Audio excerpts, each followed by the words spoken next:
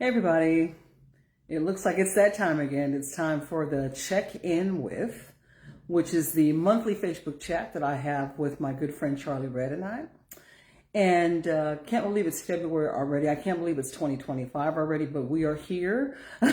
and this is our check-in with, as I mentioned, for the month of February. So my good friend Charlie Red should be joining us here any minute now. And we have a really good topic that we're going to kind of jump into and discuss. It looks like Charlie is in the room with us. Hey, Charlie. Let me see if I can invite you up, buddy. Make sure that you're in here. So with that, we've got a really good topic that we're going to be discussing today with respect to finances. There he is, Charlie Red. Okay, I'm Hey, going to hey. try to make some adjustments today and see how well this works. So let me know, how this looks. It'll look different when we look back on it, but that's okay. It's the thought that counts. Actually, what? I'm gonna push it back some more just to be on the safe side. Okay, let me see if this is gonna work today. Anyhow, good to see you, brother Red. Good to see you, Sister T. I would say Happy New Year to you, brother. Although I feel like I've already talked to you, but still, can you believe it? It's February already.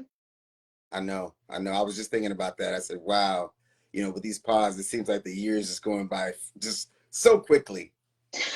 I wonder if there's an upside to doing the pods, right? Mm-hmm. But then the downside is that we realize that we do this once a month, although we talk intermittent, but we do this once a month. And as you just said, time time is not a respecter of people. So therefore it just keeps on zipping by like, wow, it's February already? I mean, we just celebrated the new year. We were just at the holidays and here we are. So there you go.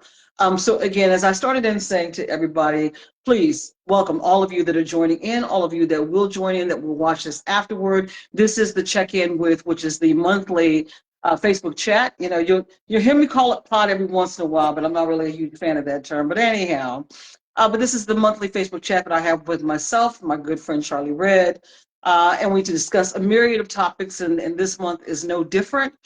We decided coming into the new year that we're going to be a little bit more intentional about the things that we talk about. Charlie and I were having a conversation a month ago, a few weeks ago, about the things that we wanted to cover for this year. Be somewhat similar in vein, but we're also going to expound upon some things and be a lot more intentional about specific things that happen within not just our lives, but within our communities. And so please be on the lookout for those topics coming up. But for today, we are discussing finances, and specifically finances and whether or not they played a role while you were dating and or in your attempts to get married. Also wanted to discuss breadwinners as well.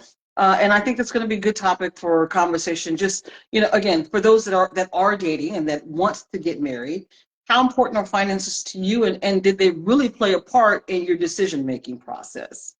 So with that, Chuck, what would you like to add to that other than, let me guess, you covered it all, T. You did. I mean, I like to start off with the high level. Mhm. The beautiful thing about living in the modern era in which we live is that you don't have to really have a doubt. All you have to do is now Google, where we used to have to go to the library and try to read 3 or 4 books, gather the information, and then kind of summarize it, and then come up with a conclusion. Mhm. Now you can find out anything with a matter of 3 to 4 seconds. So from a high level, just taking a look at it, I did Google it. What percentage of people actually get married for love? And it was surprisingly about 88%. And unfortunately, even with the divorce rate being over 50% now, but hey, 88% at least start out with those good intentions.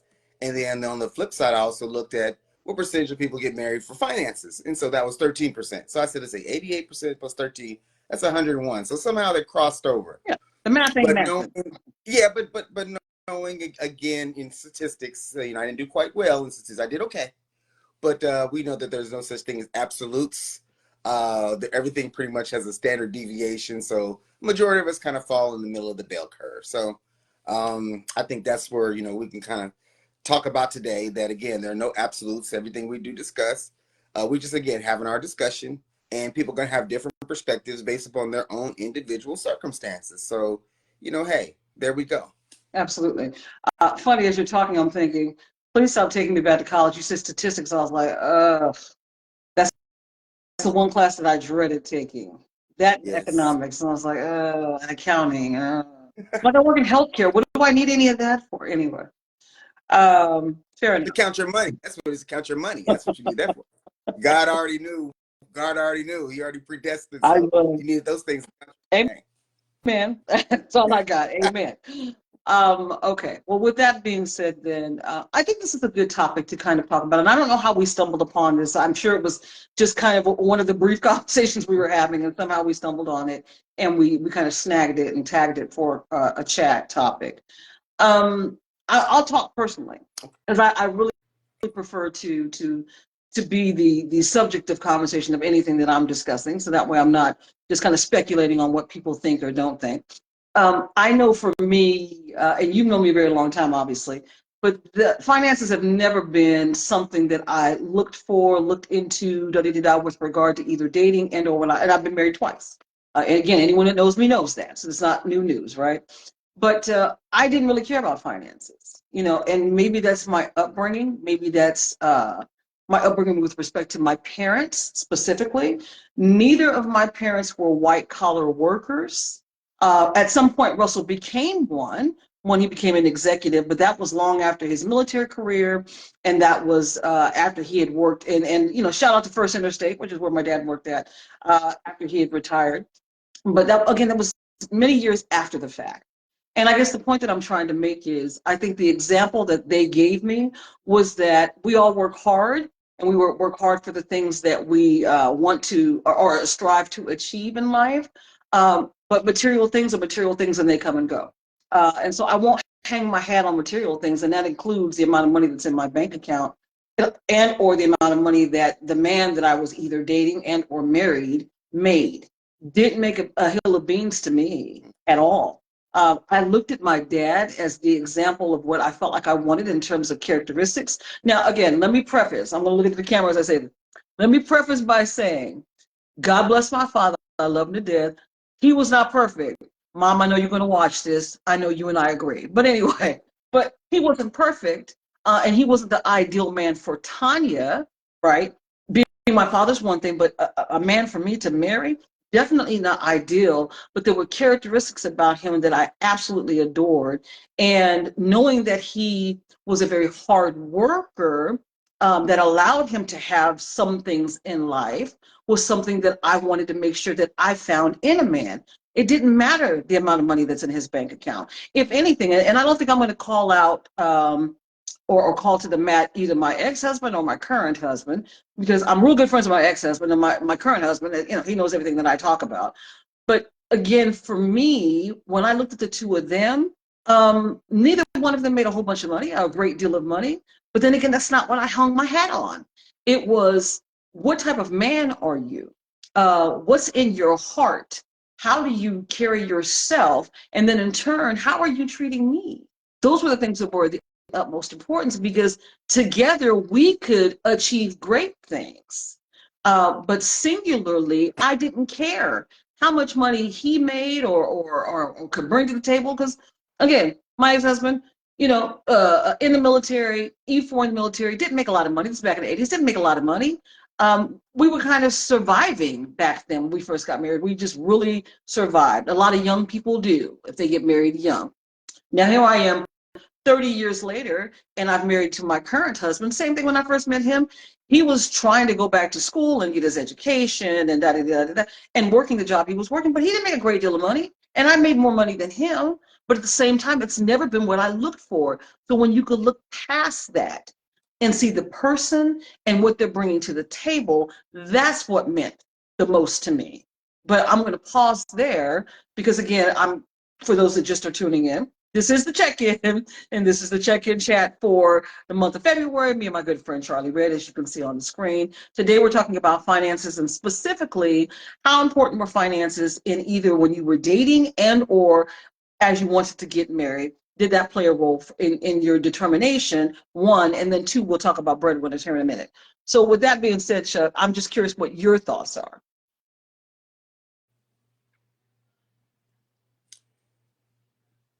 Well, you said a lot, and Sorry. no. That's beautiful because to be transparent and is actually very powerful. I just think that from my experience in terms of people that I've had conversation with, I mean, that's one of the beautiful things about being a social worker is that you also become the keeper of the secrets. Absolutely. So people do things with you that they might not normally share. So I'm kind of going to speak kind of broad because I don't want anybody to ever feel that anything that they've shared with me that I'm actually telling their Sure. story. It's them to tell their own story. So I Hmm. appreciate you telling yours. But I agree with you on a lot of things that you said. You know, you're looking for those characteristics in the individual. You also said something very powerful. You're looking to build together. Absolutely. So, and that would kind of fit into the 88% of people who do get married for quote unquote feelings as opposed to financial reasons or financial gain. Hmm. Um, but one of the things that you have to keep in mind is that certain status that does come with, having certain financial Hmm. opportunities. So it goes back to even being equally yoked. So for the most of us, we actually start out, we're both basically, whether it be right out of college, right out of high school, etc. We're kind of we're in the same kind of playing field. Hmm. We typically marry within our own socioeconomic group anyway. So we're in the same playing field. And then as things progress, depending on career opportunities or etc., people move one way Hmm. or the other. Um, and I had a very good, important colleague of mine who actually even shared with me very, very profound um, and this is about 15 years ago, very profound observation she had because she's like you, basically made more money than her husband. Hmm. I'm in a situation, there are many men that are actually like us in the same situation. Sure. It's women have actually progressed now in the workforce that they do make more than on average than their husbands do. Hmm. Sometimes even better educated, even if they're actually the same education level, even Hmm. below, will still make more. Yep. So it is unequal in terms of the financial. I know we're going to get into that with Hmm. the breadwinner part of the conversation too. But the one thing that she said is that she recognized, and her husband also had to be strong enough to recognize that it's not just you versus me, it's we. So depending on who makes what is still coming jointly into the same family coffer, so the same family bank account. So we both win. And as a man, you have to be able to be strong enough and secure enough. If your wife does make more than you, or your girlfriend makes more than you have to be strong enough to be able to still be independent in yourself and comfortable in yourself, saying that that's not the issue. But again, we can grow this together. Absolutely. So those are my beliefs and my feelings, and it's going to continue to happen. And right now, as in the modern era, you do need two incomes to survive. Absolutely. Well, my parents did. You probably didn't. You still could kind of get away with just one. And we've had this conversation even growing up in Mayberry that one a husband could actually make the money and still raise 4 or 5 kids, and wife basically stay at home. And this era is actually very different. You do need the two incomes to be able to pay that $2,000 mortgage and that $600 car payment, etc. So, again, coming together is much easier than trying to work against one another. Absolutely. So, that's again, I definitely appreciate, you sharing, your story. And like I said, that's pretty much the same story that I have. Sure. And what she said to me also resonated with me is that it doesn't really matter about the money. Hmm. It matters about the mission. Absolutely.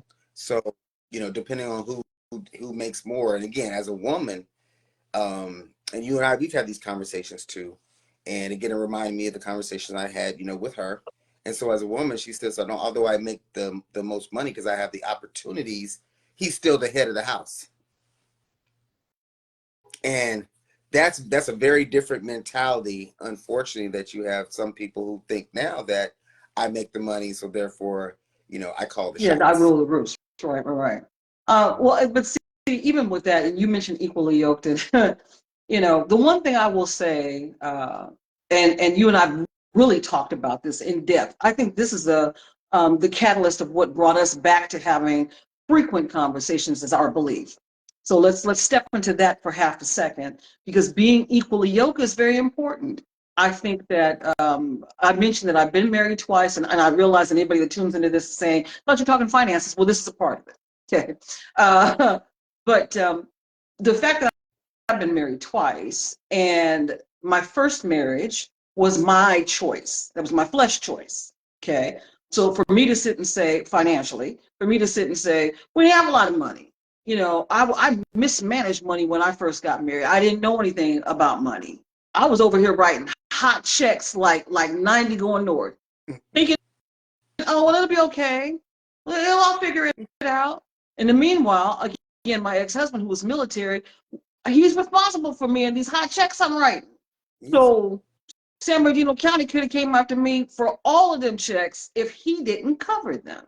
So just the concept of being yoked at that level, just financially, to be responsible was something that I was not, because I didn't know enough about money. Being a spoiled child from Mayberry, as we like to call them, Rialto, my parents really didn't teach us anything about that. I think the first place I learned to actually write a check was at Eisenhower. I remember that. Trying to think of the teacher's name. I can see his face is clear as a, but I don't remember his name. But we had a class and they showed us how to fill out a check and da da da da. I didn't know anything about writing no checks. So once I seen that, I was like, oh, I can write this and I can go to Alpha Beta. God bless Alpha Beta. But I can go to Alpha Beta with my check guarantee card and run the check through there, and I can go in and shop and they'll run it through the bank, and whether or not I got money in there or not, somehow it'll get worked out. I don't know whether I have the money in there or not. Oh well, somehow it'll get paid. But just very financially, just I was unstable with finances, and I did not have a good relationship. So for that, it had an effect upon my marriage at the time, because of the fact that I was putting so much pressure on my first husband to make sure things were covered. But again, that was my flesh choice, versus now, all these years later, and the man that God had for me, again, was not concerned about the amount of money he made. As a matter of fact, I knew within the first year how much money he made, because I did his taxes for him. I used to do all the taxes for everybody in my family. I became pretty proficient in TurboTax and all of the, because none of us were doing long forms back then, so I could do them. But the point is, I did his taxes, and when I saw how much he made, I thought, my God, this man is struggling, and that was more enduring for me, because I knew again in my heart I wasn't with you for the amount of money you made. When we started getting together, and I would go and visit him and I'm like, you don't have to worry about paying for da. I got it. I got it. Because, and Will tell you this, if he were to come in here today, if you jump on this call, he would tell you, Tanya always said to me, Will, don't worry about it. You will have your moment in the sun. You will have that in this relationship. When I tell you 14 years later, the sun is beaming down on that man. It is beaming on him. He is having his moment, and he is quite effective in everything that he does. I'm not mad at it at all. So again, to bring it back full circle, equally yoked is very, very important. And making sure that you have an understanding that money comes and it goes. One day you have it, the next day you don't. And I don't mean just you paying bills, or I don't mean you taking care of kids. It comes, it goes. It's not a guarantee. Is this a reciprocal thing? Is that what you're doing? Absolutely. Because of the fact that it is. And I have the job I have today, and it's great and all of this good stuff, but I'm not going to have it forever. So what will I then do when the money is gone? And the one thing I will say, and again, just to finish this conversation about marriage, the most important thing to me this time round was I had to be married to you for more than fill in the blank. Mm-hmm. Fill in the blank with whatever you want. Finances is one, physical intimacy, all of these. I have to be married to you for more than just that or those. Mm-hmm. Love has to be the driving factor. It has to be. So again, I'll take a step back. Brother, I take it back to you. What are your thoughts? I mean, you said equally yoked, and I'm like, bam, right there. I'm right there with you. You have to be. Because at that point, you're mature enough to understand, and you're mature enough to be able to move forward together, because you have a goal. Like you said, you have a mission, you have a purpose together. So again, I give it back to you. I mean, I just want to piggyback on the word, mature. Mm-hmm. You said a couple that again, I've had conversations with men, and that was one of the things that we were even looking to do, even in the future, with the chats, all male chat. And originally when we had the male chat, one of the things that I wanted to cover and bring on some special guests was talk about, again, the role of a responsible man. And how difficult that can be. And so again, you know, me and writing my book for the last 20 years, you know, one of the things about, again, welcome to the outfield, because your first husband had to be that outfield. And your current husband, Will, is also actually has to be that outfield too. It's ingrained in us, if you're responsible, that you make sure that everybody in front of you is covered. And that can be sometimes a very difficult and daunting task while everybody is at home, you know, sleep at 3 o'clock in the morning. And you as the man are walking up and down the hallway trying to figure it out. Yeah. And making sure that everybody in front of you is living very comfortably, sometimes at, you know, your expense. And so again, the other thing that you mentioned was the word mature, because it goes both ways, especially now in this modern era where women again are making more money than men. So whether it be in a dating situation and you're actually dating, and who's paying for the meals, how often do you go out, you know, who pays for the movie, who pays for you know, the dinner, or who pays for whatever else activity you choose to get involved in. Is it one way? Is it him always paying? Is it her always paying? Are you dividing it up? You know, so, you know, based upon, you know, how you feel or what you want to, you know, give to the other person, or the other thing, are you keeping score? Mm. Mm-hmm. Are you keeping, that just hit me. Are you keeping Mm-hmm. score? Wait a second, you know, I paid for the last 3 dates. It's time for you to pay for this one. So again, that's why, you know, I talked about being equally yoked, because if you're equally yoked, you're not concerned with that. No. You're concerned with, so when you mentioned between that and the word being mature, that's what really kind of resonated with me. Mm-hmm. Is, you know, both sides have to be Absolutely. mature, whether it be or marriage. Both sides have to be mature, and they have to be accountable to somebody other than Absolutely. themselves. Sister Ashanta Sanchez, thank you for jumping on and joining us. She also put including retirement savings. You know, it's funny that you say that, because it took me back to, again, I'll say 13 years ago. I remember having a conversation with Will, and you know this, and I'm sharing this, obviously, I don't mind being transparent at all. When I first met this man, you know, God told me early on, early days, first week of knowing this man, this was my husband. So therefore I knew, no matter the what, this was him. Now, God didn't say how long I had to wait. He said, this is my husband, and didn't tell me that I was gonna have to wait like 7 years before we can get married. But anyway, you know, he had to work that gunk out of both of us, and thank God we were both on that potter's wheel, is what I will say. So I praise God for that. But the one thing that I will say, that the maturity in me at then, being in my 40s then, was I understood the value of a savings account. So when she said retirement savings, I'm like, oh yes. I remember 13 years ago having a conversation. We've been together 13 years ago. Hey, listen, I know you don't make a lot, da da da da, but I'm future speaking, because I do that a lot, right? Always looking ahead. I probably am a century ahead in terms of my projections and what I think about, because I know that it's going to be important. But I remember saying to him, listen, you don't make a lot of money, blah, blah, blah. Can we agree to disagree that I'm traveling to see you a lot? I'm in Kansas and you're in Virginia. I'm coming to see you a lot. Wouldn't it make sense for us to establish a joint savings account, and every payday, how much do you think you could add to it? And let's just start Okay. stacking up some money, because we're going to want to continue to travel and da da da da. I wasn't going to touch that money, but I also knew how much money he was making, and it wasn't a lot. So I had the conversation with him. He could commit to $25 a paycheck. And even then, I thought that that was a little much because of how much he was making, you know, between all the other things that were going on, living expenses, blah, blah, blah. But he committed to it. And I said, I tell you what, if you could do 20, I'll do 25. Okay. But let's do it. And we did that for a handful of years.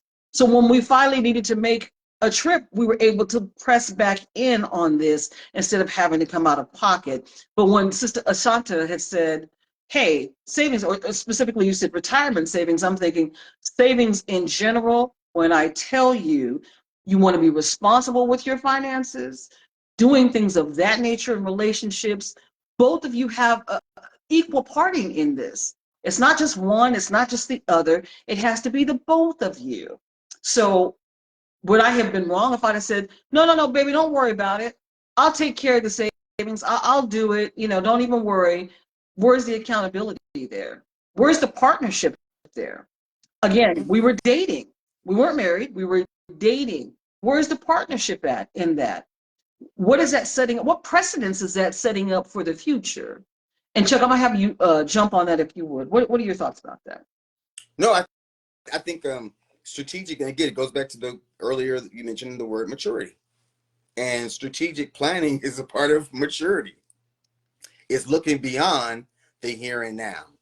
None of us know what tomorrow brings, but we need to also be mature enough to be prepared Right. for it. I saw, Cheryl Cobb Henry, CCH, she commented that, again, no scorekeeping, because as human beings, we will have a tendency to keep score. Mm-hmm. Whether we share that or not, we sometimes are inclined to do Mm-hmm. so. So it's actually looking at those things, for face value and head on. And so I saw, probably DeRay had commented Mm-hmm. when she got married, again, young like yourself, they weren't looking at finances. But again, it's a part of that being able to grow that together too. Absolutely. So, again, it comes and goes. And now you're looking at the people who are maybe didn't get married until their 40s or 50s. And so now are they thinking strategic? Are they thinking in terms of a life partner that I'm a this, you're a that? If we come together, we can live here, we can drive this, we can send our kids to school there. So there's a whole lot of things. Like I said, go back to the top of the conversation. Again, there's no absolute. Yes. Everybody's situation is going to be slightly Mm-hmm. different from the others.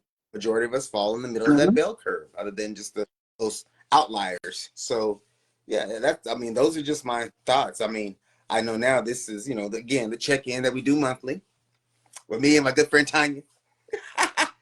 Team Money Mace. I get tired of saying it, but please, yes. I know. Hey, I know. Because when we do our little run back, at least I can say that I contributed that. So again, being mature. Absolutely. But I know, between that and then now going into the second part of the conversation, in terms of breadwinner. Yes, absolutely. And this, again, it fits. It's a natural fit, because that's one of the biggest challenges in terms of breadwinners. That is something that is measurable. I make 100,000, you make 150,000. I make 20,000, you make 30,000. It's something that's actual. It's a Mm-hmm. fact. So then when you start to look at that, what is the definition of the breadwinner? Mm-hmm. Mm-hmm. What comes along with being the breadwinner? Mm-hmm. Is there such thing as a Mm-hmm. breadwinner Mm-hmm. now in my society? Mm-hmm. Just from a financial aspect, just from dollars and cents, right? And you've already said it. Yes, I make more money than my husband, but you also already said he's the head of this house. Let me say it in the camera. Don't make any mistake of that. Mr. Mason is the head of his house. It never, again, I said it early on, it never mattered to me financially. It just happens to be the field that I work in. Let's not make any mistake of that. Yes. The field I work in versus the field he's now working in, it's different. He worked in a different field before. Trust so therefore, me, I'm a social worker, okay? I'm a social worker. At one point, my team and I were over about $60 million worth of Medicaid funding, $7-point-something million worth of food stamp funding, and I probably made about the same as a manager at Taco Bell. So you're right. The field does matter. It does matter in terms of what you do, and those certain occupations, especially the occupations that have to deal with teachers, police officers, etc. Those things that we feel that anybody can do. You don't need a specialized training for that. Anybody can help anybody. Those usually are occupations that pay a lot less.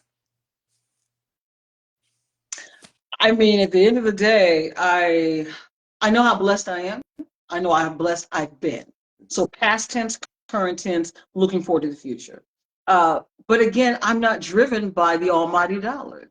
Again, as a Christian, I understand that this money is not mine, it's the Lord's anyway. So I just need to be a good steward of it. So that's how I'm hardwired. Okay.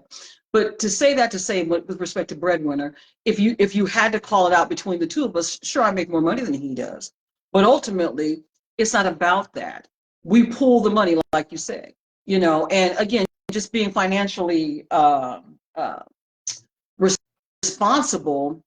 I have several accounts. I'm one of those people that over the years I learned that I probably need to put a little money here and a little money here, so that way I don't run through spending all my little bit of money, right?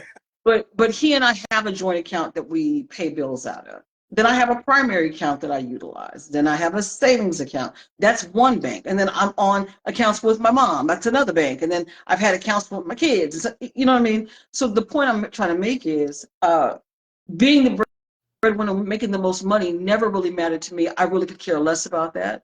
I don't know, based upon the fact that I never dated a white collar guy. It was always a blue collar or the underdog because that's what my dad was. So that's what I was attracted to. So I don't know if I've ever dated someone that made more money than me, but then again, it wasn't a conversation because I didn't care anyway. Could care less about that. You know, when we were dating or when I was dating, when I was single, I went on many dates where I would tell the man, I'll pay. Because society says a man should pay for everything. You just said it a few minutes ago, and I'll have you speak on this. A man should do it, you should do this, you should do that, and this and that. And there are a lot of people that ascribe to that mentality. I just was one of those that did not. I personally feel like I am able-bodied and worked, and this person asked me to go out, and I love the concept of going out and having a great time. But when it came down to the end, I'm going to cut you a little bit of a break. I'll pay, no problem. Does that mean I paid every time? Not necessarily, but I'm saying I was willing to pay because I understood what society would put on a man and would say, you have to do this. You have to. Let me ask this question to the ladies that are going to watch this and the ladies that are on right now. How many times did you go out with a man in the early days when you were dating and you wanted him to take you to a Red Lobster, but he really could only afford to take you to a Taco Bell? Did you turn your nose up at him? And I know that there's been a big brouhaha on some of the social medias about a young lady that was complaining about being taken to Cheesecake Factory. Okay. I am curious about the ladies that are on, and please feel free to either respond now or when you see this, please add your response in the chat because I would like to know if by chance you went out with a man and you wanted him to take you to a very expensive restaurant, but his wallet could only take you to a fast food restaurant. Would you go out with him? Would there be a second date? I'm just going to ask that question out loud. Again, I am curious about that. Now, Chuck, I feel like as a man, you've been in that situation before. When you were dating, you've probably been in that situation where somebody wanted to just only be with you or whatever, for whatever was going on with your pocket or with your wallet. Would you say yes to that or no? I would say no. Okay. No, you talking about, I mean, I've been blessed. Looking back, I've been blessed in terms of the people that the good Lord has put in my life. I've never had that situation. I have never, I wish, I guess maybe sometimes I wish I could say I did have that situation so I can really do the conversation even more, but I've never really had that situation. Good. It's also been humbling to me because I knew then that it was me. So, even growing up, again, being an athlete and being blessed enough to be, pretty good at it, I always said that if I ever, turned pro, I wouldn't be marrying Janet Jackson. I would go back and pull somebody from my childhood who knew me when I had nothing, who knew me when I was riding around in my mom's, Ford Thunderbird, 79 Ford Thunderbird. I would pull from that. So that hasn't been my experience. I've been fortunate and blessed enough that, again, at least they never said it to me. Now, there might be somebody who watches this, but they have to be like, yeah, you broke, but they never said it to me. So since they never said it to me, I didn't hear it, so I don't know. Yeah. Two thoughts. One is, you're right, maybe you didn't know, but here's what I will say. Maybe they wanted you to take them to Carl's Jr., but you took them to Hamburger Stand. So that's one. For all my old school reality people, you know what I'm talking about. That's one. The other is you would have pulled from somebody that knew you when you was riding around your mama Thunderbird. He wasn't gonna pick me, folks. I'm just gonna throw that out there. Let it go. Anyway, it's a new year. I'm not going back to last year's conversations, but anyway. But no, I respect that, brother. I I I really feel like, and I think you've said this. You have said this to me actually a lot, Tanya. Everybody's not you. Mhm. And I've taken that over the years, and that to me, what I've valued out of that is I'm different. It's not just that everyone's not like me, but as a woman, I'm different. How I view the world and the things around, I view things differently. So I know as I'm sitting here and I'm having this conversation about finances, that for me to sit back and say, hey, I would go out on a date and I would tell them, and I would tell you what I didn't say to add to that was when I would say, hey, I'll pay, most men are shocked. Absolutely just well, just dumbfounded. What do you mean you'll pay? And I also understand, coming back to you, since society says that the norm is that a man is supposed to do that type of thing, when a woman says, no, no, I'll do it, that plays right into your pride. It does. It does.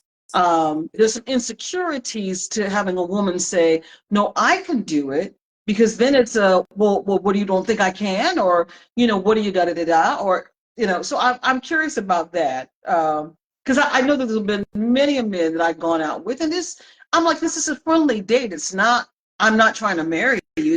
We're just going out and just having a good time and getting to know each other. And maybe there'll be more than one of these. There have been some that I felt like they were offended by that. And so therefore, there wasn't a second date. It was the concept of, you're a little too different. I'm used to women wanting to be in my pockets. So what are your thoughts on that? And that's what I'm saying is that you're going to have a myriad Yes. of responses because everybody's situation is different. Mm-hmm. And even going back to the whole dating thing, I was just thinking as you were Mm-hmm. speaking, laugh.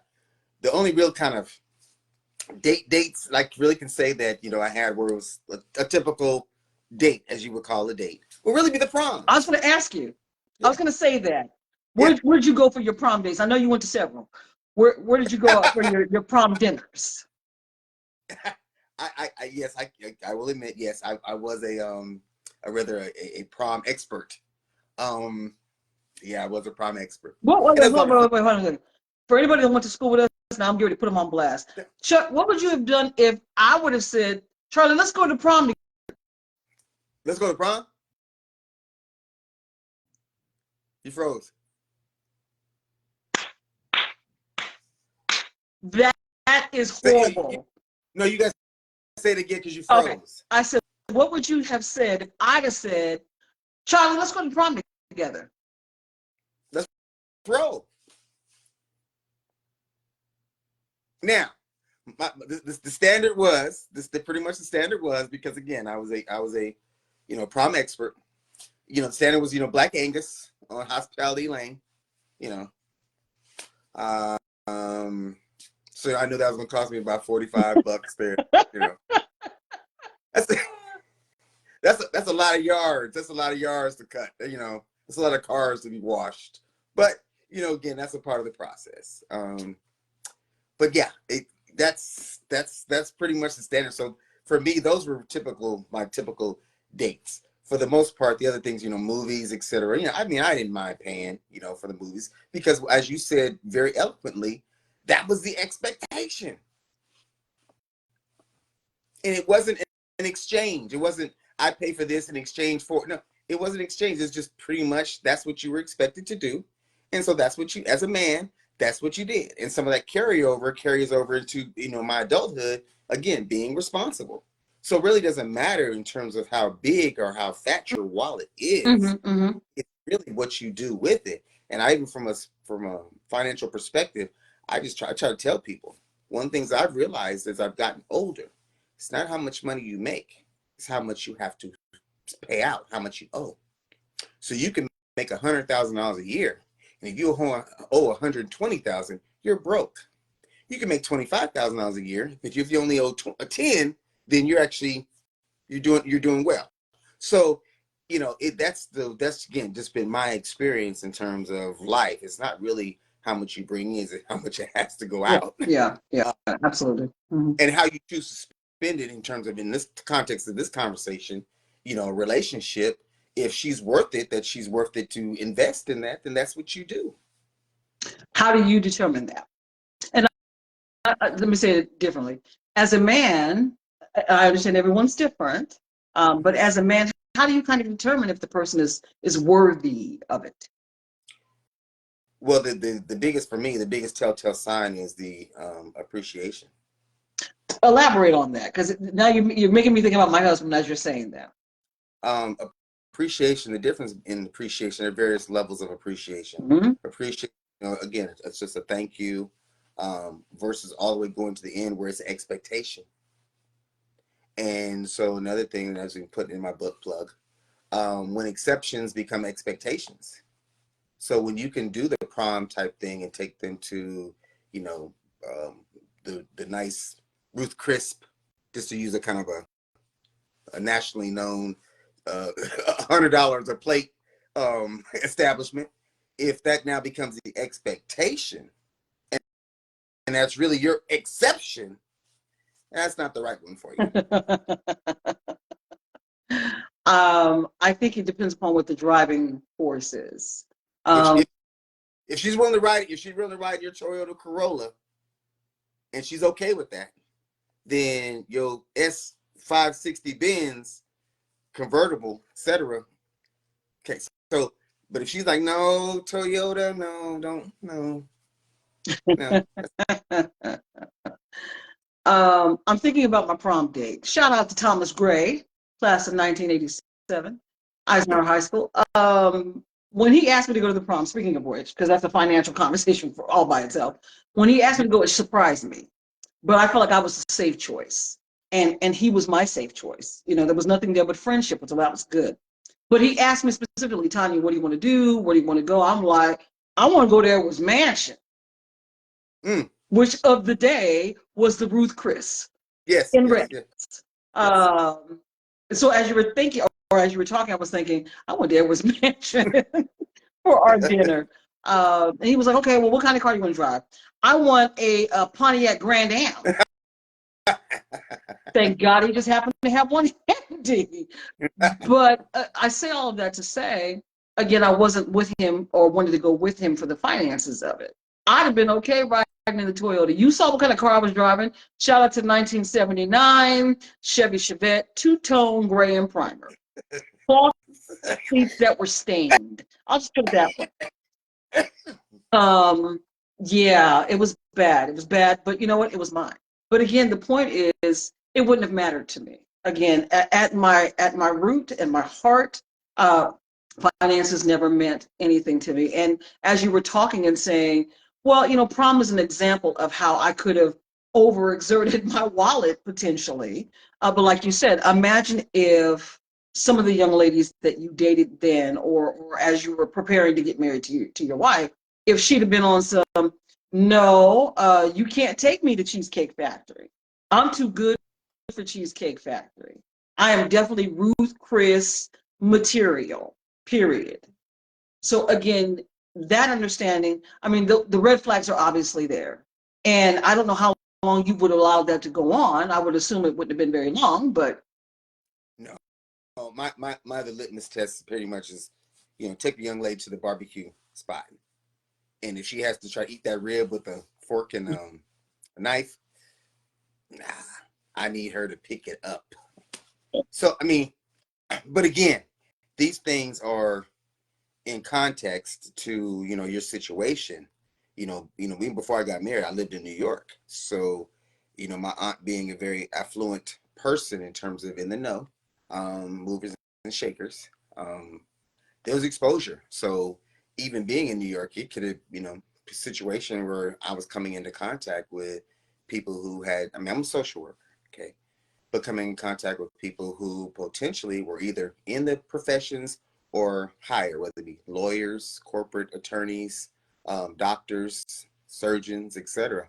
So, you know, if it was all about money, that wasn't an issue.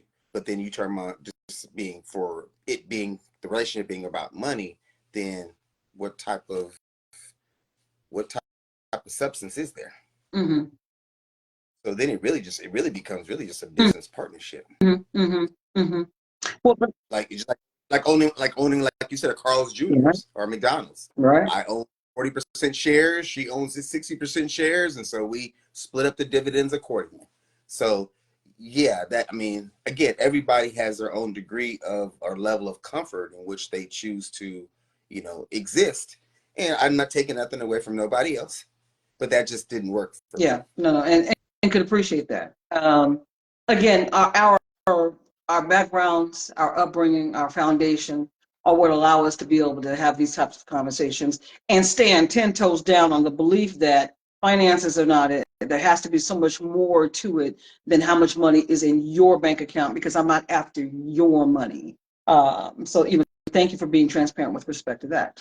Let me take a moment as well for those of you that have jumped on and or that will see this after the fact. This is the check-in with the monthly podcast. I hate to say that out loud. Facebook chat that I have with my good friend Charlie Red and I for the month of February. We are talking about finances, and specifically we're talking about what role did finances play in either your dating life or now that you are married.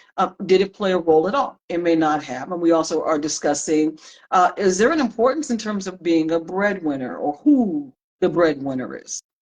So let's talk a little bit about retirement. Let's talk a little bit about, let's talk long game money, okay?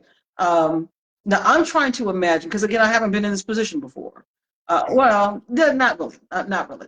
I'm trying to imagine, had I met someone that was white collar, that made $300,000 a year, and me and my, $30,000, and what that would have looked like, and what I would have had to do to try to be on that level with this person.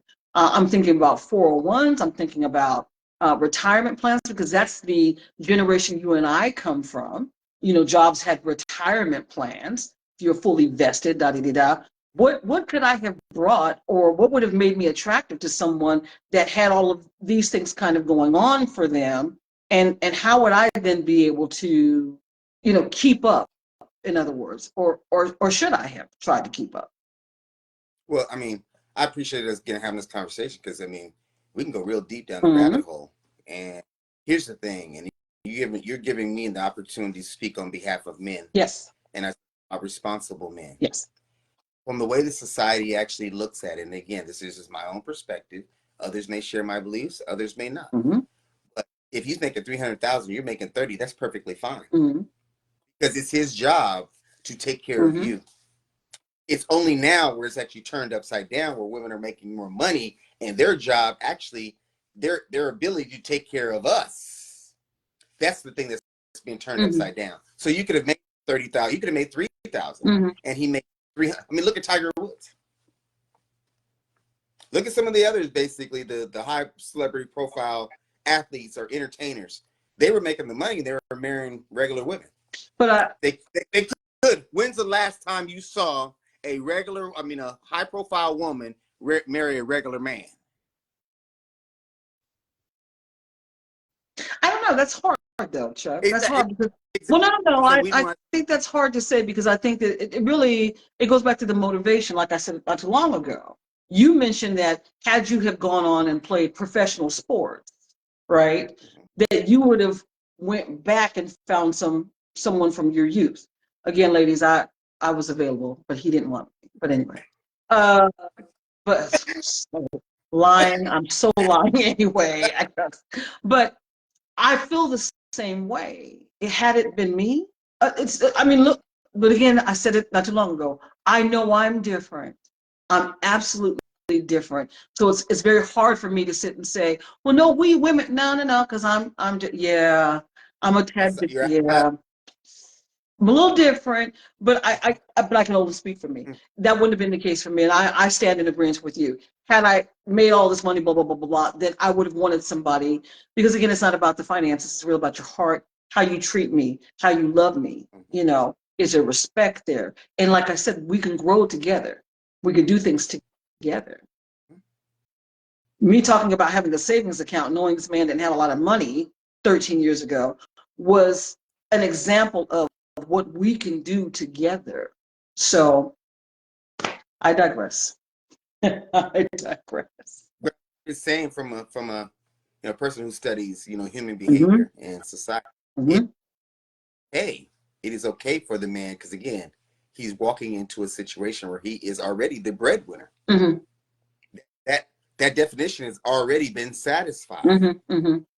But I guess I'm thinking in terms of what the world is that we live in right now. And you continue to talk about how nowadays most women make more money than men and how it's turned, right? Mm-hmm. So that's where my head is right now is, but what if I had met someone and he did make, how would I, knowing today's standards, be able to keep up with that? The only thing that I think that I equate that to, a man that makes that kind of money that would date down, because we could talk about that, right? Dating down, because women date down a lot, whether you agree with it or not, and we can kind of go with that.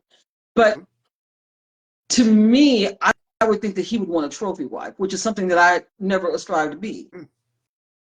I would never ever think that, oh, well, Tanya, you're just no. I'm just simple old Tanya from Rialto, California, and I'm all right with that. You know what I mean? But that's what I would think is, well, somebody at that level, ball player, blah blah blah, whatever that is, they want a trophy wife that they can kind of parade around. Well, no, you're absolutely 100% correct. Mm-hmm. I am not disagreeing with you at all. Mm-hmm.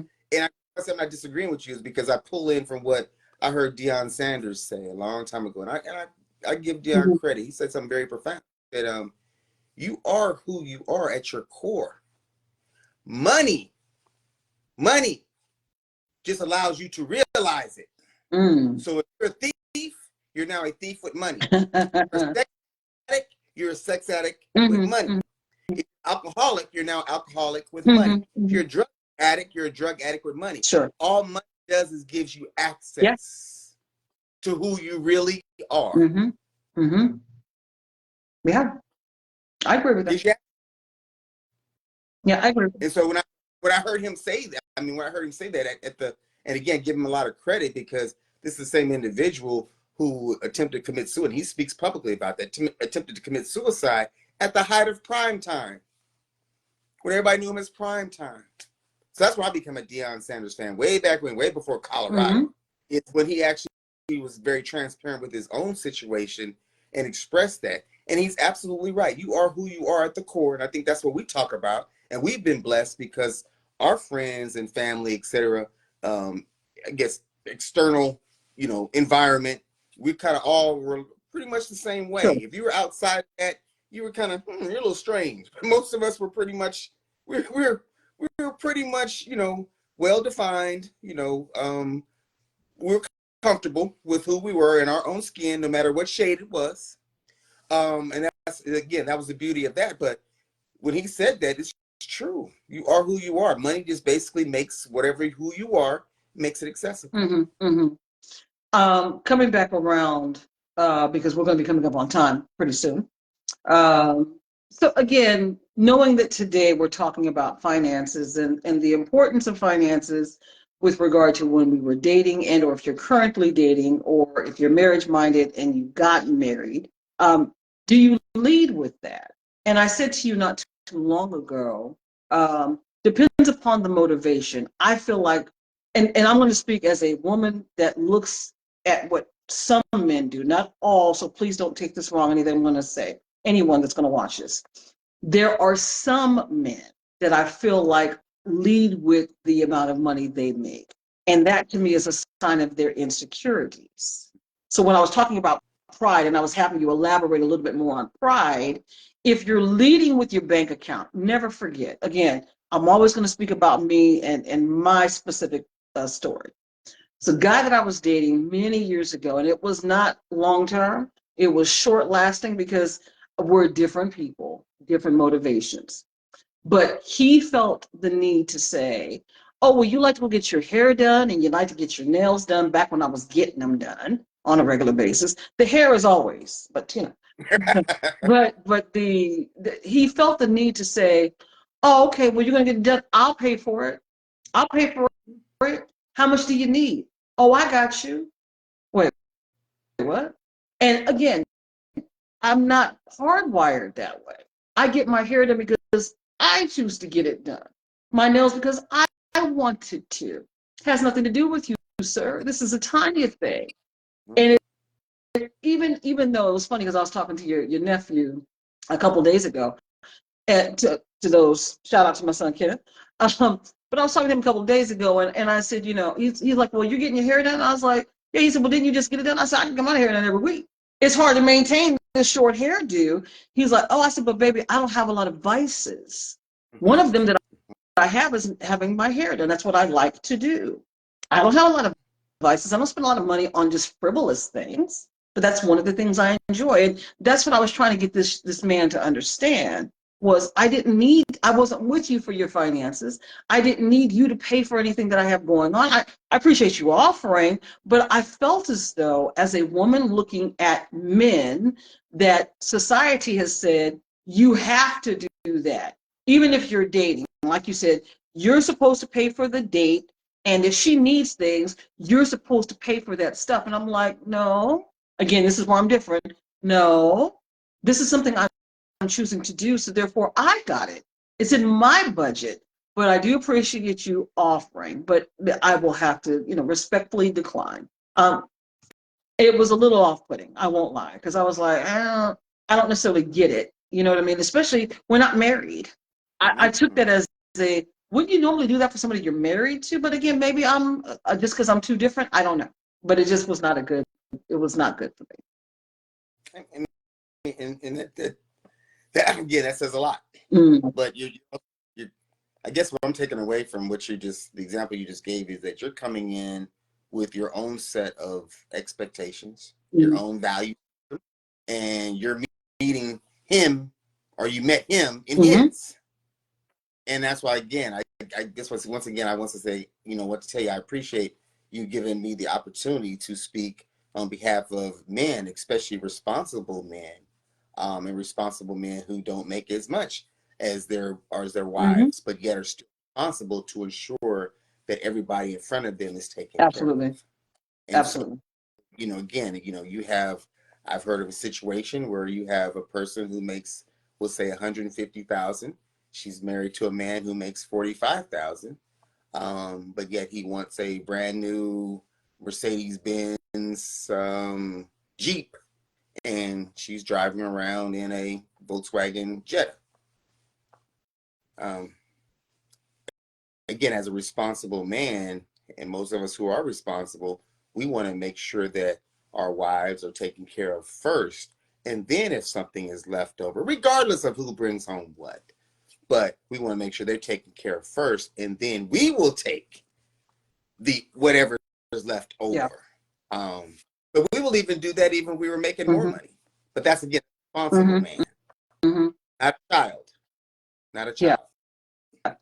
Yeah. As you say that, you immediately take me back to my father, your father, the fathers we knew growing up, because that is exactly what we saw. Yes. Yes. Those were the examples we had. Those were the role models. Across the board. I could say any friend of ours, their fathers were that way. Across the board. Yes, ma'am. Generation. Yes, that's what I'm saying. Across the board, regardless of race, regardless of socioeconomic status, across the board. And I'm able to use automobiles as the quote unquote quantifying thing qualifying thing to describe. Yes. The board. The women had the nicer cars. The men had the junkers, the beaters. I mean, we had that to make sure that they were taken care of. Yes. No, I'm laughing because I'm thinking, I know what cars your parents drove because I remember what you drove. Oh yeah. Hand-me-down that you drove. Yeah. I'm thinking about Russell, now again, God rest his soul. And I know we're coming up on time here in a minute. I'm thinking about, my mother had the Datsun B210, the silver one, sharp, went straight to the car lot and bought it, probably in Riverside, let's just say, right? Russell was driving the beat up junker that had Bondo all over it. that needed a new motor. That's the same one that I got in a car accident. God bless his soul. But when it came down to him then buying me a car, he actually went out and bought a Toyota Celica for me. So he was driving a 79 something that was beat up, but still managed to buy me an 82 or 83 something. Awesome. Mom had an 81 something, but it goes back to the responsible man conversation. So when I say to you, finances are not something that I cared about or led with when it came down to dating or getting married, because of the example that I had of my dad, was not worried about the finances. We'll get there at a certain point. But I was grateful for those characteristics, those attributes of being a responsible man that were important to me to look for. Putting me first is great because I'm going to put you first. Well, let me take that back. Apologize. God first, then my husband, then me and my children, and in that order.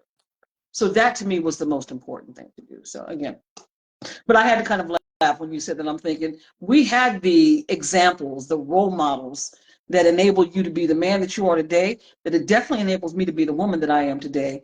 And I'm grateful for that. I'm grateful for our parents. So again, God rest them all.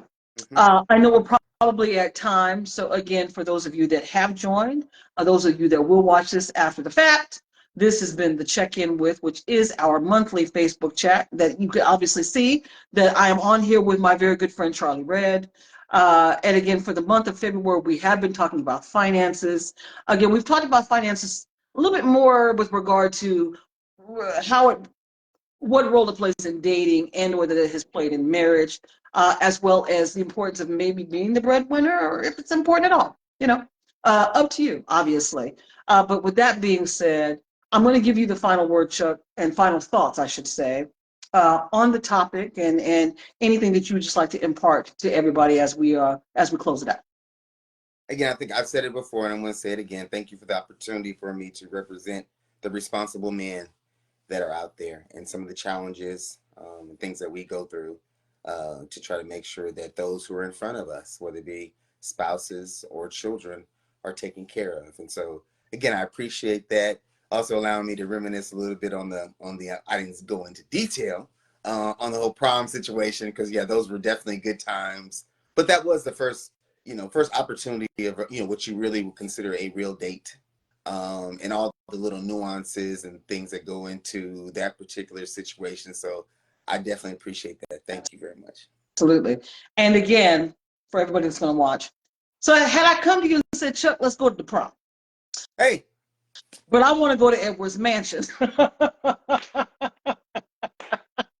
I would have had to really think on that one because because my like I said, my standard was Hospitality Lane. It was nothing with no mansion. The only thing with a mansion would have been Disneyland with the Haunted Mansion. Yeah, that's only mansion, but other than that, yeah, it would have been Hospitality Lane. I'm sorry. For anyone that knows us, and I see that we've had some people that have joined us, and let me just take a minute just to kind of shout out some of the folks. Our brother Chauncey Red. Chauncey, good to see you again, brother. We're going to definitely have you come back and talk with us. To our brother Tim Meach, Big Meach. Big Meach. Yeah, Ray and DeRay Torres, good to see you again. Ashanta Sanchez, appreciate you, sister. CCH. Chuck called you out a little bit earlier. Glad to see you as well. Our sister Lisa. Lisa, good to see you. We definitely want to have you come. You have to join us in the months coming up. So, but I'll be reaching out to you, one of our favorites from Eisenhower as well. But again, this has been the Check-In With Chuck. I believe we are at time. So for that, we're going to say adieu. We are here every single month, the first Saturday of every month. 12 p.m. Eastern, 11 a.m. Central, 9 a.m. for our Pacific Coasters. We appreciate all of you for joining us, and we'll see you soon. Thanks, Chuck. Appreciate you, brother. All right. All right. Love you, sweet.